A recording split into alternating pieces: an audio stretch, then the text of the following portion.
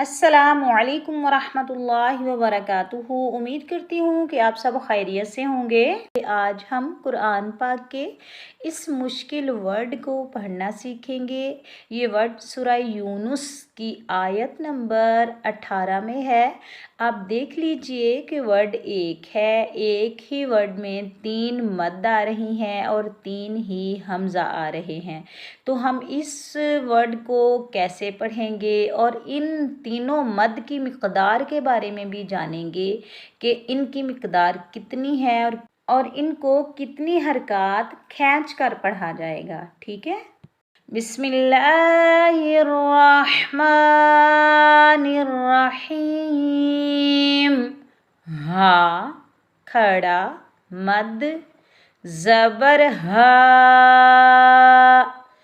2 आँखों वाली हा को सीने की तरफ वाले हलक से अदा करेंगे और खड़ा ज़बर को एक अलिफ की मिक़दार खींचकर अदा किया जाता है। अब खड़ा ज़बर के ऊपर छोटी मद आ रही है तो छोटी मद को मद्दे मुनफसिल जायज़ को हम 2.5 से 3 अलिफ की मिक़दार खींचकर अदा करेंगे। अब यहाँ पर आप समझ लीजिए, वाव के ऊपर हमज़ा है तो हम वाव को स्किप कर देंगे, हम हमज़ा को पढ़ेंगे। ठीक है, हमज़ा पेश उ, लाम अलिफ मद ज़बर ला। मद्दे मुत्तसिल वाजिब को 4 से 5 अलिफ की मिक़दार खींचकर अदा करेंगे।